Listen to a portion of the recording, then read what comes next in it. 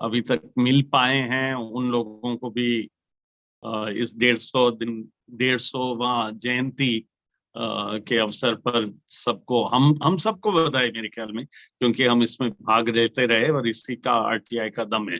इसी से आरटीआई का आंदोलन बनता है, क्योंकि एक एक व्यक्ति इसके सिपाही हैं और मैं भी वैसा ही सिपाही हूँ। अरुणा जी की तरफ से मैं एक बार जरूर कहना चाहूंगा कि माफी मांगना चाहता हूँ। उनके हस्बैंड के ऑपरेशन परसों ही हुआ, कल ही आईसीयू से निकले, तो 24 घंटे उनको वहां ड्यूटी देनी पड़ रही है। तो नहीं तो वो जरूर 10 मिनट के लिए ही जुड़ती, लेकिन एक ऐसी परिस्थिति है जिसमें नहीं जुड़ पाएगी। उनके जो बातचीत है वो हम रखेंगे 9:30 बजे तक। शायद शिवानंद जी, मैं और शंकर और पारस हम कुछ बातें रखेंगे। अरुणा जी, शंकर और मैं एक साथ गए थे और ये काम 87 में शुरू हुआ, जो धीरे धीरे एक आरटीआई का एक आंदोलन भी बना और भी काम होते रहे। मैं ट्रांसपेरेंसी से अकाउंटेबिलिटी की बात शुरू आज करूंगा कल की एक कहानी के साथ। कल हम लोग एक बहुत जरूरी एक जनसुनवाई एक जिले में थे, राजस्थान के सिरोही जिले में, एक भादरपुरा पंचायत है वहां से। और ये कहानी में बहुत संक्षेप में, लेकिन बहुत जल्दी, और इसका सारा महत्व एक तरीके से नजर आएगा कि राजस्थान में इस बार हम लोग पीछे पड़े कि जो सोशल सिक्योरिटी पेंशन्स हैं बुजुर्गों के, विकलांगों के और विधवाओं के, मोटे तौर पर और भी उसमें कैटेगरी हैं, जैसे सिलिकोसिस भी लोग हैं, ऐसे लोग हैं, उनकी पेंशन इस बार के बजट में राजस्थान सरकार ने दो बड़ी अनाउंसमेंट्स किए कि एक तो मिनिमम पेंशन 1,000 रुपए हो जाएगा, तो जिनको 500 और 750 मिल रहा था 1,000 हो गया। और दूसरा उन्होंने अनाउंसमेंट किया कि एक कानून बनेगा और 15% पेंशन हर साल बढ़ेगा। तो ये बहुत बड़ी बात है उस जनसंख्या के लिए जो बहुत ही असहाय है, क्योंकि वो उस जगह पहुंच गए, उसके साथ वो राइट टू वर्क में भी नहीं जा सकते हैं। अब हम जिस राजस्थान में 1 करोड़ लोगों को ऐसी पेंशन मिल रही है, लेकिन हर साल इनको अपना एक वेरिफिकेशन करना पड़ता है अंगूठे के साथ कि ये जिंदा है। अब 1 करोड़ में से 20 लाख लोग ऐसे रह गए जिनका वेरिफिकेशन नहीं हुआ। जनवरी से लेकर आज तक पेंशन उनकी रुक गई, तो उनको मूल पेंशन नहीं मिलेगी, तो उनको बढ़ा हुआ पेंशन भी नहीं मिलेगा। अब ये एक जनसुनवाई था, एक प्रशासन गांव के संघ कैंप था। ऐसे राजस्थान में रोज अगले 2 महीने तक 2,600 कैंप चलेंगे। जिस कैंप में हम गए, तो मैं एक उदाहरण दे रहा हूं, उस कैंप के कार्य क्षेत्र में 23 ऐसे लोग थे जिनका पेंशन रुका हुआ था। प्रशासन के पास वो लिस्ट है, जनता के पास वो लिस्ट नहीं थी। जन सूचना पोर्टल में होती थी, लेकिन क्योंकि जब उन्होंने वो लिस्ट डाली तो कोई दलाल सक्रिय हो गए। दलाल तो होते ही हैं सक्रिय। वही एक बहुत बड़ा चैलेंज लगता है कि नहीं, हम सब कुछ डाल देंगे तो दूसरे लोग करेंगे। और वो उन लोगों से कहते रहे कि हम आपका पेंशन करवा देंगे, आपका रुका हुआ पेंशन करवा देंगे, और पैसे लेने लगे। हम लोग आर्ग्यू कर रहे हैं कि आप ये करेंगे तो दलाल तो ढूंढ ही लेता है लिस्ट। तो अब हमें लिस्ट मिली और वहां एक पूरी टीम थी, वो टीम गई, गांव गांव में गई, और वो 23 लोगों को खोज के निकाल लाई जो 4 महीने से अटके हुए। तो 23 एक पंचायत में हो सकते हैं, जिला प्रशासन भी था। तो पूरे राजस्थान में 16 लाख जो लोग अटके हुए हैं, 20 लाख लगभग जो अटके हुए हैं, उनका क्यों नहीं क्लियर हो सकता है। तो जब हम कह रहे हैं जवाबदेही, यदि हम फिक्स करते सरकार के ऊपर कि आपके व्यक्ति की जवाबदेही, और हम पारदर्शिता नहीं करें, तो लोगों को, ये ऐसे लोग थे, एक बुढ़िया आई वहां जिनका एक फर्क, जो ई मित्र वाला है या दूसरा आदमी है, उसने उसको फीमेल को मेल कर दिया। उसकी गलती नहीं है, वो क्यों करती फीमेल को मेल, लेकिन उसकी गलती के वजह से उसके 4 महीने नहीं, कई महीनों से पेंशन उठका है। और उसको चेंज करने के लिए किसी ना किसी को कहना पड़ेगा, नहीं ये फीमेल, ये मेल नहीं है, फीमेल। तो वहां उस कैंप में हो गया। तो मैं 3 चीजों को इसके सामने, आपके सामने रखना चाहता हूं। एक तो आरटीआई उन लोगों के लिए सबसे महत्वपूर्ण है, वो 80-85 साल की महिला जो गांव से आ ही नहीं सकती है, उसका अंगूठा लगा ही नहीं सकती है, उसको पता ही नहीं है ऐसा वेरिफिकेशन ड्राइव हो रहा है, और कोई उसकी परवाह नहीं कर रहा है, हमारा समाज भी नहीं कर रहा। दूसरा, और सरकार तो कर ही नहीं, दूसरा जवाबदेही होना चाहिए हर ग्राम सेवक पर, जिनको आजकल ग्राम विकास अधिकारी कहते हैं, उन पर, दूसरों पर, कि यदि आप हर एक का वेरिफिकेशन नहीं करेंगे, आपकी तनख्वाह कटेगी, आप पर पेनल्टी लगेगा। और वही जवाबदेही कानून की हम बात कर रहे हैं राजस्थान में। और तीसरा मैं बात कहना चाह रहा हूं कि जो सुनवाई हुई थी, राजस्थान सरकार की सुनवाइयां हो रही है सुनवाई के अधिकार के कानून के तहत, और कैंप लग रहे हैं, और प्रशासन गांव के संघ का हो रहा है, और उसमें पूरी जो जवाबदेही के आयाम है कि आपका जवाबदेही, आपकी शिकायत दर्ज होगी, उस शिकायत के आपको रिसीट मिलेगी, उसका 1 महीने का टाइम होगा, यदि उसका ट्रैकिंग होगा, उसमें जनता में पता चलेगा। उसमें भी एक बहुत बड़ा संघर्ष चल रहा है कि ये जनता को, सबको पता चले, आपको, हमें पता चले। मैं बहुत बड़े स्कैम जो आज हो रहे हैं, चाहे वो किसी हाईवे का हो, या रेलवे का हो, या एयरपोर्ट्स का हो, या अडानी के चीजों का हो, उसकी बात नहीं कर रहा हूं। मैं कर रहा हूं आज वो करोड़ों लोगों को, जिनको रोज का, यदि उनको नरेगा का काम नहीं मिले, उनको पैसा नहीं मिले, और सरकार विभिन्न किस्म की पारदर्शिता के नाम पर पता नहीं क्या कर रही। अब मैं आऊं उन बड़े चीजों कि कहाँ चैलेंज है, और उससे जोड़ते हुए आप सोच लो कि इलेक्टोरल बॉन्ड का आप देख सकते हो, जो पार्लियामेंट में पेश किया अरुण जेटली जी ने, कि हम इलेक्टोरल बॉन्ड ला रहे हैं पारदर्शिता लाने के लिए, और क्या किया उसके नाम पर, कि किसी को पता नहीं चले कि किसने कितना पैसा किसको दिया चुनाव के लिए, हमारे मूल लोकतंत्र के मूल जगह।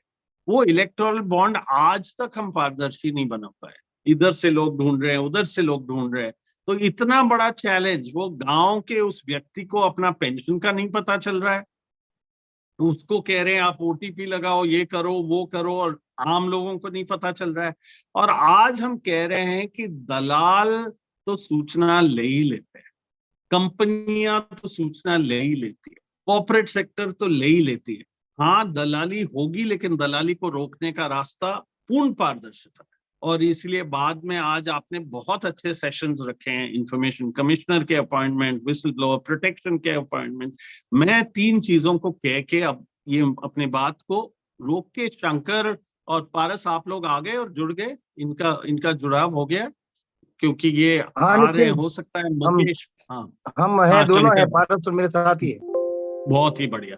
तो आप, हम शंकर और पारस से मैं कहूंगा कि ये भी बात रखें मेरी बात के बाद, जवाबदेही पर खास तौर पर, क्योंकि पारदर्शिता में मैं ये सब, हमारे राहुल सिंह जी ने बहुत सही बात कही कि एक सिनिसिज्म से आ गई, एक एक निराशा से आ गई कि आरटीआई में कुछ नहीं हो रहा है, आरटीआई में कम हो रहा है।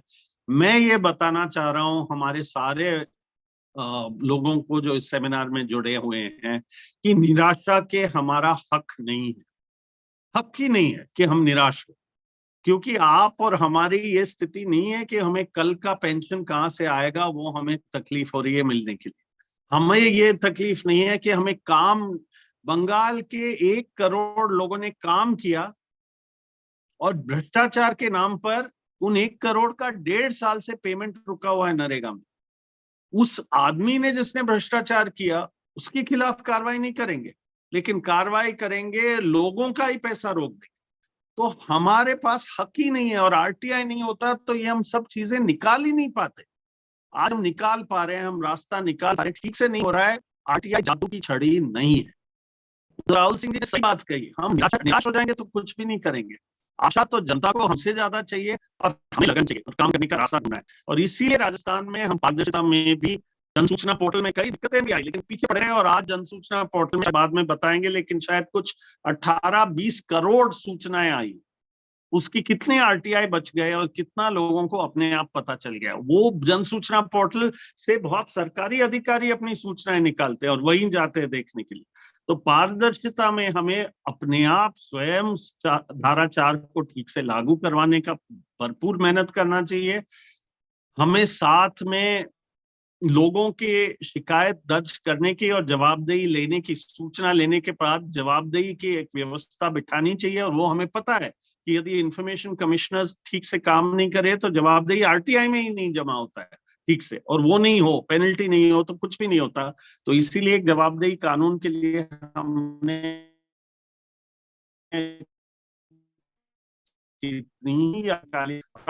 सरकार के हम पारित करेंगे और अब उनका पूरा टर्म खत्म होने जा रहा है। तो हम एक आखिरी बड़ी जंग में जुड़ने वाले हैं जहां हम आपकी मदद लेंगे।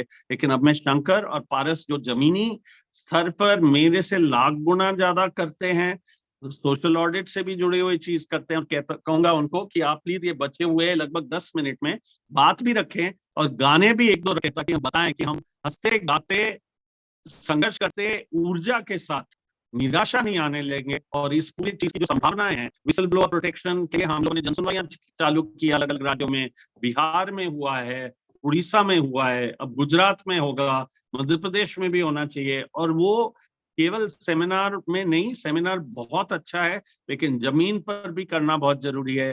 तो वो कहते हुए कि वो कानून केंद्रीय सरकार ने आज तक लागू नहीं किया, इस केंद्रीय सरकार ने कितने ही चीजें आरटीआई में रोक दिए हैं। पीएम केयर्स तो प्रधानमंत्री कार्यालय नहीं देना चाह रहा है, किसके पैसे जो एक सरकारी विभागों से मिल रहा है लोगों के इलाज के लिए, उसमें कौन सा केयरिंग का उल्टा है।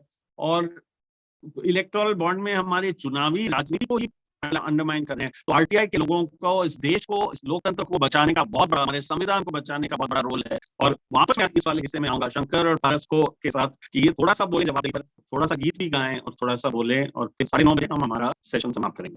शंकर, पारस। स्वागत है आपका। धन्यवाद पहले तो आपको कि आपने वास्तव में कितना लगभग 3 साल से आप इसको पूरा 150 पर कम नहीं थे। आरटीआई ने जो रास्ता दिखाया है वो बहुत महत्वपूर्ण है। राजा राज हो या सरकारें हो, किसी भी सरकार का चाहिए हो या हो, चरित्र में ही दिक्कत है कि वो क्या देना चाहते हैं क्या नहीं देना चाहते, हमेशा अपने कंट्रोल में रखते हैं। वो पारदर्शिता की बात करेंगे, जवाबदेही की बात करेंगे, सब करेंगे, लेकिन अपना कंट्रोल इतना रखेंगे कौन सी सूचना देनी है और कौन सी सूचना नहीं देनी है, किसको गोलमाल रखना है और किसको बताना है, किसको, और वापस भी लेते हैं वापस। तो ये आगे आंदोलन से आगे आई, लेकिन इस कानून को चलाने के लिए भी आंदोलन करना पड़ रहा है। ये इतना आसान नहीं है क्योंकि आपको हर बार संघर्ष करना पड़ेगा, हर बार लड़ना पड़ेगा। हम एक एक छोटे छोटे डिटेल बताया कि हम वो गरीबों के मुद्दों पे आरटीआई किस तरह से मदद कर सकती है, वो खुलापन किस तरह से काम आता है, वो बहुत महत्वपूर्ण। सबको बताना, उनका खुले में रखना, उसका एक बहुत बड़ा ताकत है। एक बहुत पुराना किस्सा बताऊं आंदोलन से, उस समय जुड़ा हुआ है। एक गाँव में हम छानबीन करते हैं, यहाँ पे सामुदायिक केंद्र बनाया लेकिन मिला नहीं हमें। तो वहाँ ठाकुर साहब ने क्या किया, तो सामुदायिक केंद्र में चक्की लगा दी, अपने घर पे बना दिया और उसके मटन में काम हुआ, वो सरकार के पैसों से बना। लेकिन गांव के लोग बोल नहीं रहे कि ठाकुर साहब को उसमें चक्की लगा के बैठे हैं। तो एक पूरे गांव को इकट्ठा किया, एक नाटक दिखाया और सबको एक कार्यक्रम क्या आने वाले सुनाए। और मैंने उसमें पूरा मुझे एक पर्सनल दर्शन है और उस दर्शन में बताना है यहाँ पे सामुदायिक केंद्र बनाए, बाकी चीजें भी है। सामुदायिक केंद्र अभी भी हम रहे और वो बिल्डिंग गायब कैसे होगी, मिल नहीं रही है, कौन बता सकता है, तो हमें थोड़ा आइडिया दो। तो 10 मिनट पीरियड ऑफ साइलेंस उसी में थे और पूरा गाँव इकट्ठा था, ठाकुर साहब बैठे थे और नजर की बोले, कोई बोले तो नहीं। ऐसे एक बुजुर्ग आदमी खड़ा हुआ जो दलित था और उसने आगे देखो परसों तक अगर मेरा मर्डर नहीं हुआ तो मैं बताऊंगा सामुदायिक केंद्र। तो उस बात सब बिखर गए और मैं तुरंत उस बुजुर्ग के पास गया, आपने ऐसे बात कैसे कह दी कि आपका परसों तक आपको कोई मर्डर नहीं करेगा, तो आप बताओगे। तो उसने कहा मेरे को कोई मारेगा, क्योंकि मैंने सामने सबको दिया। तो ताकत है कि आप इस इन्फॉर्मेशन को जितना ज्यादा फैला सकते हैं उसका एक। इसीलिए सरकारी ढांचे में आज भी सरकारी कर्मचारी या ऊपर तक अधिकारी वो सोचते रहते हैं कि क्या है जो नहीं देना है, क्या है जो रोक के रखें, क्या है जो दिख जाएगा कि हम तो ट्रांसपेरेंट है, और उसमें से एक बिल्कुल चीज ऐसे रखेंगे जिसको वो गुप्त रखेंगे। अभी सोचो, आपने सब बहुत अच्छा किया कि हम आपकी शिकायत ऑनलाइन करेंगे, आप अपनी शिकायत को आपका समाधान हो जाएगा, दिन में हो जाएगा। वो ट्रैकिंग है कि मैंने शिकायत की और मैं नहीं देख सकता, मतलब आप कैसे देखोगे, वो पब्लिक बन गई। तो आपने शिकायत समाधान किया कि नहीं किया, कैसे हुआ, वो आपके, आप जानो, आप ही काम रहेगा, आप शिकायत करना आपका काम रहेगा, देखना आपका काम नहीं रहा। तो हम बार-बार कहते हैं कि वो आप हमें दो, तो मना कर लेंगे, पब्लिक में डाल सकते, पब्लिक डोमेन में नहीं आएगा। तो आप सोचते हैं कि किस तरह से सरकार अपने आपको रेफरेंस और सब कुछ होने के बाद भी छुपाती है, और उसके पीछे कारण क्या, छोटे कारण क्या, आपने काम नहीं किया तो पता लगेगा ना। वो ट्रेनिंग को उन्होंने कुछ दिया तो मैंने देखा, तो उसमें उन्होंने समाधान कैसा करवाने का कि आपकी शिकायत आपके विभाग को, हमने विभाग को भेज दिया और उसके बाद शिकायत से संपर्क किया, संपर्क नहीं हो गया और इस तरह से शिकायत को विचार किया जाता है और आप शिकायत को खत्म करके चाहिए। आप संपर्क नहीं किया, इसके निशान करते हैं। आप सोच सकते हैं कि किस तरह का खेल है। अभी बस अनुरोध करूंगा कि बस ये निशान कैसे खत्म करना है। धन्यवाद। तो एक बताइए कि लंबे समय से इसको निरंतर इस वेबिनार को चला रखा और मुझे लगता है कि जहाँ से आगे की शुरुआत हुई वो लड़ाई, हम एक छोटा सा मसरूल देखने के लिए एक संघर्ष शुरू हुआ। उस मसरूल कुछ नहीं था, 10 लोगों के कहने से और उसमें उनके जो मजदूरी उनकी उसका एक होता था, उस मसरूल को भी छुपाया जा रहा था। वहां से लड़ाई शुरू हो गई। आज यदि हम संभावनाएं देखें या हमने क्या अचीव किया है वो देखें तो आप सोचो कि कितना बड़ा अचीवमेंट है कि आज सारी सूचनाएं जनता के पास है, सबके पास खुली है। राजस्थान में हम जन सूचना पोर्टल देखते हैं तो आज राजस्थान के लगभग सारे डिपार्टमेंट की जितनी भी सूचनाएं उनके पास अवेलेबल है, वो जनता के पब्लिक डोमेन में है और इंस्टीट्यूट भी बिल्ड हुए। जैसे हम आज कहें कि उस समय सूचना लेना ही मुश्किल था, लोगों के सामने रखना तो बहुत दूर की बात थी, लेकिन आज सोशल ऑडिट जैसे ऐसे प्लेटफॉर्म विकसित हुए, एक संस्थागत स्वरूप बना है, कानून का हिस्सा बना है, जहाँ पे लोग नरेगा या और जैसी योजना है, चाहे राइट टू फूड हो, एनएफएसए हो, या अलग अलग लगभग 17 तरह की कानून या स्कीम्स में ये सोशल ऑडिट को मैंडेटरी किया। और वो सोशल ऑडिट आरटीआई का बहुत बड़ा हिस्सा है, जहाँ सब कुछ खुलापन होता है और सोशल ऑडिट में सबको सूचना देने का हक दिया है उसने। उन सूचनाओं पे जहाँ करप्शन हुआ है, जहाँ उनके हक मारे जाए, उस पे सवाल रखने का हक दिया है। और इसी एक लोकतांत्रिक व्यवस्था दी है सोशल ऑडिट के जरिए, जहाँ जनता को एक मंच उपलब्ध करा है, जहाँ बिल्कुल बिना डर के, बिल्कुल गाँव का गरीब वंचित जिसकी कहीं आवाज नहीं थी सदियों से, वो आदमी सत्ता के खिलाफ अपनी बात रख सकता है, अपनी बात को कह सकता है, अपने सवाल खड़े कर सकता है, अपने हक को पाने के लिए संघर्ष कर सकता है। ये एक इतना बड़ा प्लेटफॉर्म जनता को और खासतौर से वंचित समूह को आरटीआई के माध्यम से मिला है। तो मुझे लगता है कि हमने आरटीआई से बहुत अचीव किया है, बहुत चीजें बाकी हो सकती है, संघर्ष जारी रहेगा, लेकिन आज की तारीख में आरटीआई से हमें बहुत कुछ मिला है। उसको हमें बताया रखना इस सरकार में, और जो जिस तरह की चुनौतियां सामने आ रही है उसमें तो हम मिला है, उसको बताना हमारी सबसे बड़ी एक तरह से चुनौती भी बन गया है। तो मुझे लगता है कि आरटीआई ने हमें बहुत कुछ दिया है और उज्जवल पारदर्शिता के जरिए इन्होंने दिखाया है। तो सबसे हमारे पास गाना आरटीआई का हमारा जवाब आंदोलन है, उस आंदोलन में हमने किस तरह से इन सब मूवमेंट को आगे है और हमारी 2 चरणों में यात्रा राजस्थान में शुरू की। पहले हमने सोदी की यात्रा की पूरे राजस्थान में, फिर हमने सेकंड फेज में यात्रा की। उसमें हमने हजारों शिकायतें लोगों से ली और उन शिकायतों को राजस्थान सभा को दूसरे दर्ज, वहाँ पे हम पोर्टल पर पार्टी है, जहाँ हर व्यक्ति शिकायत को देख सकता है, स्टेटस क्या उसको देख सकता है। तो वो हर व्यक्ति अपनी सरकार से जवाब कैसे मान सके, सरकार से जवाब बन सके, वो समय के समय तरीके से अपनी शिकायतों का समाधान कैसे कर पाए। वो एक ऐसा ढांचा जो आरटीआई की शुरुआत हुई, लेकिन एक बहुत बड़ा एक लैंडमार्क होगा जवाबदेही कानून, जहाँ वो एक आरटीआई के बड़े आयामों को स्थापित करेगा और पारदर्शिता के आयामों को सामने के एक जगह की कोशिश करेगा। तो जवाब भी आंदोलन राजस्थान में चल रहा है, सरकार में वो चीजें गई है और उसको हमने आंदोलन का स्वरूप दिया। जनता उस आंदोलन में कैसे सहभागी हुई है, गीत नारों से कुछ करने लोगों से निकले, तो हम ताकि आपको एक गाना सुनाएंगे जवाब दो। इनमें से वीरनी और चारुल जो आप लोगों में से बहुत सारे लोग जानते हैं, उन्होंने लिखा है, उन्होंने गाया, उसको गा रहे हैं आंदोलन में, इस गाने को हमने बहुत गाया है। जवाब दो कल नहीं आज दो, जवाब दो कल नहीं आज दो, अर्जियों पे अर्जियां आपकी मर्जियां, अर्जियों पे अर्जियां आपकी मर्जियां, गर्मियां हो बारिशें चाहे आए सर्दियां, गर्मियां हो बारिशें चाहे आए सर्दियां, पूछती है अर्जियां जवाब दो, पूछती है अर्जियां जवाब दो। ये फाइलों पे फाइलों का ढेर है, फाइलों पे फाइलों का ढेर है, भूल खाए फैसले कैसा ये अंधेर है, भूल खाए फैसले कैसा ये अंधेर है, पूछती है फाइलें जवाब दो, पूछती है फाइलें जवाब दो। हो सका कल तो हो ही जाएगा, आज अगर न हो सका कल तो हो ही जाएगा, सुन के रात दिन साल चला जाएगा, सुन के रात दिन साल चला जाएगा, पूछते हैं साल ये जवाब दो, पूछते हैं साल ये जवाब दो कल नहीं जी आज दो, जवाब दो कल नहीं जी आज दो। तारीखों पे तारीखें, पेशियों पे पेशियां, तारीखों पे तारीखें, पेशियों पे पेशियां, थक गई है जिंदगी राह देखे पीढ़ियां, थक गई है जिंदगी राह देखे पीढ़ियां, पूछती है पेशियां जवाब दो, पूछती है पेशियां जवाब दो कल नहीं जी आज दो, जवाब दो कल नहीं जी आज दो। आपकी दहलीज पे शहर खड़ा गाँव भी, आपकी दहलीज पे शहर खड़ा गाँव भी, चल रही है धड़कने चल रहे हैं पाँव भी, चल रही है धड़कने चल रहे हैं पाँव भी, धड़कनों को पाँव के निशान का जवाब दो, धड़कनों को पाँव के निशान का जवाब दो, जवाब दो कल नहीं जी आज दो, जवाब दो कल नहीं जी आज दो। सवाल लगे जवाब दो। Thank you. नहीं, बहुत धन्यवाद आपको हम सबकी तरफ से। सर धन्यवाद आप सबको, क्योंकि आप सबके मार्गदर्शन से ये कार्यक्रम चल रहे हैं और आपकी उपस्थिति ही लोगों में एक ऊर्जा का संचार कर देती है। तो इस बीच हमारे जो विशेषज्ञ हैं साथ में उनको थोड़ी दी होगी, वैसे हम कुछ प्रश्न लेते हैं हमारे बीच में। यदि आप लोग के प्रश्न है तो माननीय निखिल सर, शंकर सर और सर हमारे बीच में आप लोग प्रश्न पूछना चाहते हैं तो बिहाइंड रेज ऑप्शन चूज करें, हम लोग आपके प्रश्न ले लेंगे। हमारे बीच में जयपाल सिंह जी पूछना चाह रहे हैं, तो आप कोई बात करें जयपाल जी। सर आपसे जागरण में मिला हुआ था, वास्तविक में जो रोजगार गारंटी जो कुछ बिंदुओं पर चर्चा हुई थी, तो उसको मध्य प्रदेश जिले में कुछ प्रयोग किया है। और जैसे आपने कुछ बताया था कि विशेष करके क्षेत्रों में टारगेट करना, तो उसको भी मैं देख रहा हूँ कि किस माध्यम से हम परिवर्तन लाते हैं इस भ्रष्टाचार के खिलाफ, और कुछ परिवर्तन हो जिससे कि हमारे देश में कुछ दिखे जो आप राजस्थान में, और जैसे हमारे आदरणीय श्री शिवानंद जी उदय जी कर रहे हैं, वास्तविकता की बोलते और 150 जो वेबिनार आ रही है और जैसे पब्लिक दिए सभी हमारे सामान्य, मतलब ये एक दूसरे को लोग गाँव में कोरोना में कहीं किसी से मिलना नहीं होता था, एक दूसरे से सुबह टाइप ऐसा वातावरण था, उस समय एक दूसरे को एक से प्रयुक्त हुए। आज पूरे भारत में ये जो 150 वेबिनार है, इसके लिए आरएनसी पूरी में बहुत बड़ी प्रणाम करता हूँ और आदरणीय आपको भी जो भी सम्मान मिलते हैं, क्योंकि आपके माध्यम में जितने आईटी कार्यकर्ता से लेकर जो समाज सेवा करना चाह रहे हैं वो दिन प्रतिदिन निखार आता जा रहा है। शिवानंद जी, मैं चाहूंगा कि और क्या इससे आम आदमी को लाभ मिले। जी धन्यवाद जयपाल सिंह जी, आप कोई विशेष प्रश्न को माननीय पूछ सकते हैं, कुछ और नहीं है। ये मैं एक बात वापस भी है कि रोजगार में अधिकतम मशीन होता है और जो हम शिकायत करते हैं एक बार और भी चाहता तो जिले से लेकर सभी लोग जो शिकायत करते हैं उसी को दबाने या प्रशासनिक या सामंतवाद या जो भौगोलिक होते हैं जो भ्रष्टाचार करते हैं उन्हें 60 जिससे अधिक कार्रवाई उसमें क्या करते हैं सर, आपसे कौन बता पाएगा? पारस इसमें आप जवाब दो। पारस एक बहुत बड़ा एक्सपर्ट है सोशल ऑडिट में, सरकारी सोशल ऑडिट ढांचे में भी रहा है, तेलंगाना हमें ट्रेनिंग देता है, हम लोग भी करते हैं, आए दिन करते हैं। सो ये तो सोशल ऑडिट नहीं है, लेकिन वो भी कर गया है। पारस दोनों बता सकते हो, शिकायत के जरिए और सोशल ऑडिट के जरिए। तो ये वास्तव में की वजह नहीं है, जहाँ से नरेगा वहाँ लगभग सब जगह ये सारी चीजें शुरू हो गई और इन सब नरेगा के सारे हकों को लेने के लिए उसमें जो हो रहा है करप्शन उसको रोकने के लिए एक बड़ा टूल आरटीआई के जरिए इस कानून में मिला है सोशल ऑडिट का। और सोशल ऑडिट वो ऐसा जरिया है जहाँ पे न केवल करप्शन को एड्रेस कर सकता है कि वहाँ जो सारे लोगों के हकों को भी कानून एक्सेस होता है और ये बहुत तरीके से पूरा एक व्यवस्था भी है, एक ढांचा भी बना हुआ है, बना हुआ है और वहाँ हर 6 महीने में जितना काम नरेगा तय हुआ है उसका सोशल ऑडिट करना एक कानूनी बाध्य देता है और वो जरूरी है कि वो ठीक से जो इंस्टीट्यूट भी होना चाहिए था वो हुआ नहीं है, फिर भी एक मौका में देता है सोशल ऑडिट, सोशल ऑडिट के जरिए सारे सवाल खड़े कर सकते हैं। वो सारी जो सूचना है वो सूचना असल नरेगा की सूचना नहीं है जो नरेगा सेक्टर में जाती है, वो सारी सूचना लेके हम जनता के बीच में रखें और जनता से सवाल पूछें कि काम के लोगों ने सर्विस में कि किन लोगों ने काम किया, किन को मिली, कितनी मजदूरी मिली, कितने फर्जियां कुछ लोग हुए, जिन जगहों पे किसी भी उन जगहों पे किन लोगों की मजदूरी की उनका नाम से चला गया है, पैसा किसको मिला, किसी को पैसा नहीं दिया, इन सारी चीजों का यदि हम जनता के बीच में ये सारे सवाल के रखेंगे तो जनता के माध्यम से बोलेगी उस पे कार्रवाई होने की संभावना, जबकि बड़ा टूल सोशल मीडिया के जरिए इस तरह के करप्शन को करने के लिए मिला है। हमारा जो एक बड़ी जिम्मेदारी हमारी तरह की है उस ढांचे को सशक्त करें क्योंकि सरकार में कुछ ज्यादा नहीं है बने तो अगर एक चीजें करते थे उसमें सराय भी होने और सोशल मीडिया का ढांचा भी इंडिपेंडेंट होना चाहिए, वो भी करने नहीं चाहिए, ये माध्यम बने कि ये सोशल होना चाहिए उसको भी किया जाता है। तो हम जैसे लोगों का काम है कि हम ढांचे को मजबूत बनाएं ताकि जनता को एक जरिया मिले, एक मौका मिले, एक मंच मिले और वो अपनी आवाज खड़ी करके उन सवालों पे रखे अपने हक की बात करें और करप्शन को किया जा सकता है। बहुत बहुत धन्यवाद पास जी। और हमारे बीच में आदरणीय पंकज जी हैं, पंकज जी अपने आप कृपया आप यहाँ पर भी आया था और बहुत खुशी हुई आपको यहाँ पर उपस्थित देखकर, क्योंकि